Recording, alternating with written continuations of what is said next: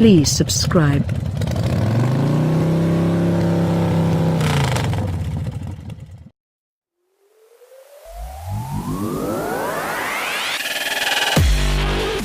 Audi and BMW stopped importing the wagon versions of their mid-size sedans to America with the advent of the current generation models. Cadillac ceased production of its wagon completely with the latest CTS. Jaguar has never offered its XF wagon in the United States, and Lexus and the other players in the luxury segment have never even built mid-size wagons.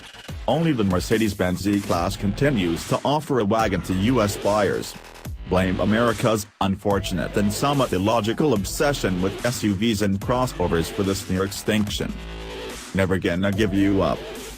Volvo, despite the success of its recently introduced XC90, is not ready to give up on the wagon market. That's hardly surprising, as Volvo has been building wagons since the introduction of the Duet in 1953. Wagons have always comprised a big part of Volvo sales. In the early 1970s, the company even built the 1800S, a wagon version of its only sports car, the P1800. In America, the wagons almost seemed to define the brand. They appealed to drivers who wanted a safe, comfortable, and practical vehicle while displaying an ostentatious affluence, another concept that seems to be in terminal decline. Volvo's commitment to this market will be demonstrated by the introduction of the 2018 V90 at some point next year. This is the wagon version of the new S90 luxury sedan that is going on sale this July. The wagon is mechanically identical, which means the same scalable product architecture, SPA, platform with a control arm front suspension, a multi-link setup and back with a transfer sleeve spring, and the 115.8-inch wheelbase. The styling and many of the body panels of the S90 also are shared, with the inevitable departures in the roof and aft of the front doors. The key dimensional differences are in length. The wagon is, surprisingly, shorter by 1.2 inches, due to less rear overhang, and height. The wagon's extended roofline rises higher than the sedans by 1.3 inches. The V90's additional glass and heavier rear structure add a modest 70 pounds or so to the curb weight, according to Volvo. Dang, it looks good. While the S90 is handsome, the V90 looks even better, with the elongated greenhouse enhancing the new model's clean sculpting. The taillights extend up into the D-pillars, in keeping with what has become Volvo tradition, and a long character line defines the car's shoulder. The subtle, full-length roof rails have an oval contour to mate with dually system mounts. Inside, the V90 looks identical to the S90, at least from the back seat forward. The handsome cockpit employs upscale materials and vertical vents called airblade, and the dash is dominated by Volvo's innovative and intelligent portrait-oriented 9.0-inch touchscreen, which eliminates many buttons and knobs. Under the hood, the V90 shares the S90's powertrain.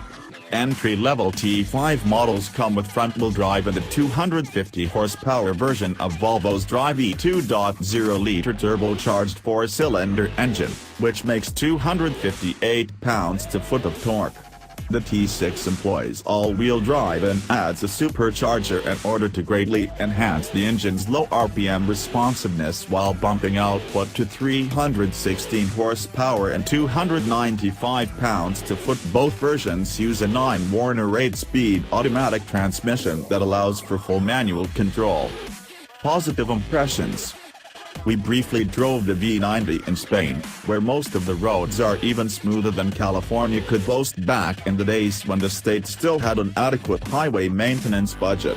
The V90 felt comfortable, quiet, refined, and responsive.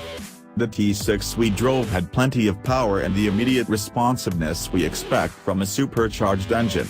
Our only dynamic criticism was the sharp increase in steering effort as you ease the wheel off-center.